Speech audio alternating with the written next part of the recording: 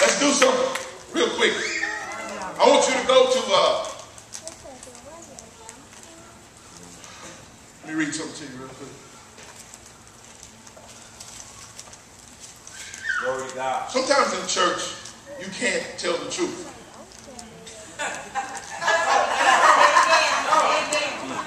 You can't. Because the people, they don't want to hear the truth. So then that puts the preacher in a position where he has to concoct something. Come up with something to make the people shout.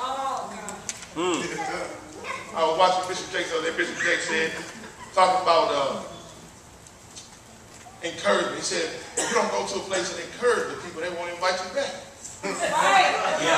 Yeah. And I said, man, Bishop, that's true. Sometimes folk need to be checked. We'll get you on encouragement next week. But this week we need to check it. You don't go down to the doctor and let the doctor, and start telling him how you want him to fix you. You sick, the doctor said, look, we need a couple things we need to do. We need to rotate these meds like this and this. I don't want to take that one, I'm just going to take this. Don't tell the doctor that. You're going to do exactly what he tells you to do. Come on, put this on your mind, and I want you to take a deep breath. I'm going to hit you with something. Check us. Come on. One of the big reasons why we can't get a whole bunch more than talking accomplished for God is because we're scared. Let that be that. But it's a good thing because the rapper said if you're scared, go to church. But that's what we do. We can fix it. We can fix it. Right? We can fix it. But I'll put this on your mind. The reason why the rappers won't come to church is because they're scared. Scared of that Holy Ghost. That Holy Ghost jump on you. And it make you want to change. You're seeing fear on the other side of, all I know is going to clubs. All I know is living fast. I'm afraid of anything else to slow my life down. Man, look, let me tell you something. I knew God was real every time I went to church with $1,000 dirty money in my pocket. I knew he was real. And I couldn't wait till the service to get over with because that Holy Ghost was giving me. I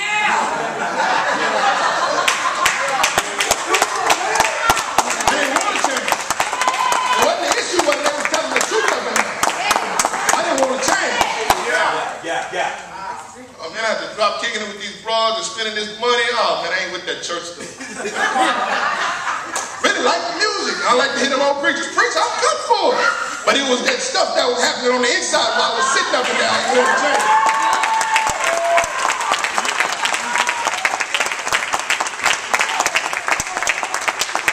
You don't want to open up your mouth. You don't want to open up your mouth and tell people about God. But I guarantee you that's the reason why they even got any respect for you in the first place. Come on, man. Even if you ain't talking to them, they heard you talking to somebody else. They heard you talking about how you go to church, heard you talking about this, that, and the other. Look here, that's why they ain't going to say nothing else. You don't got no other value except for the Holy Ghost on this side. And you see that got people in your mouth closed. Look. I don't care how good I clean myself up. I'm worth less than a bologna sandwich on cheap bread with no mayonnaise. Without God. But because God done something up in here, it's a whole different ballgame.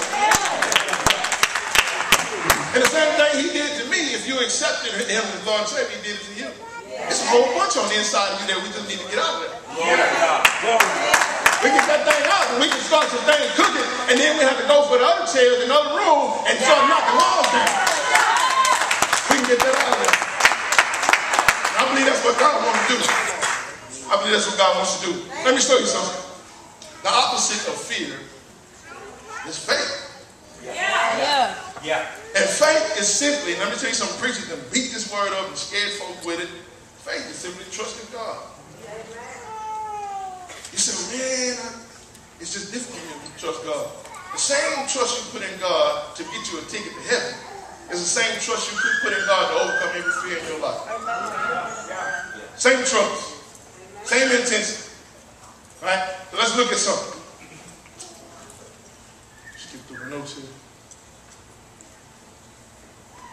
Right.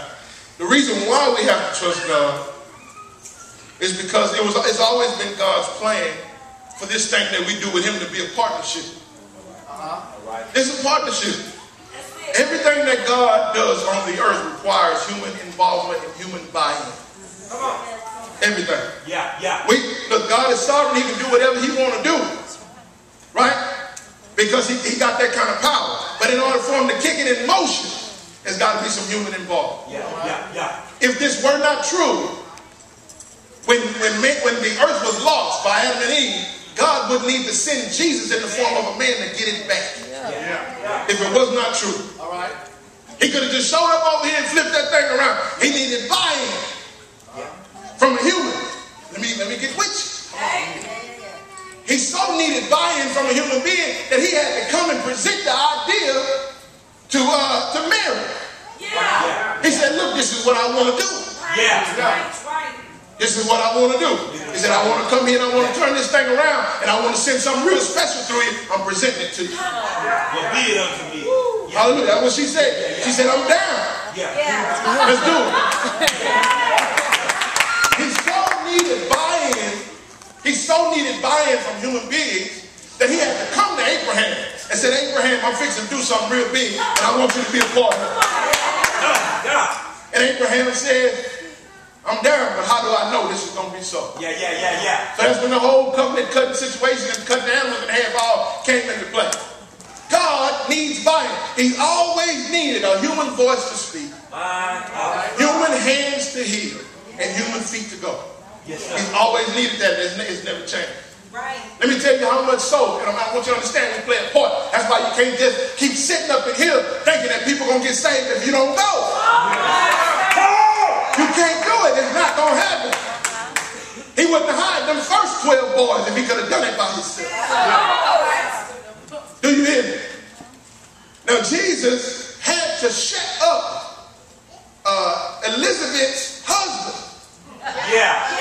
Because he understood that there's something about these humans that I've given to him. Now, it ain't us on our own. He said, but I put something in these humans. I put a power in these humans that I'm not. Not that I can't. I'm not going to bypass. And so he had to make him to be quiet, to be mute, while he finished the whole prayer. Go out and make an impact. And I believe that's what God gives me to do. So I'm going to do my job. And I'm going to believe God that y'all going to do yours. Amen. Let's take a walk through some things. I hope you enjoyed the lesson. I want you to go to Facebook and become a fan on our page. It's facebook.com/Evangelism World Inc. And I want you to remember, never forget, we're all in the family of God, and souls is the family business. God bless y'all. We'll see you next time. Bye.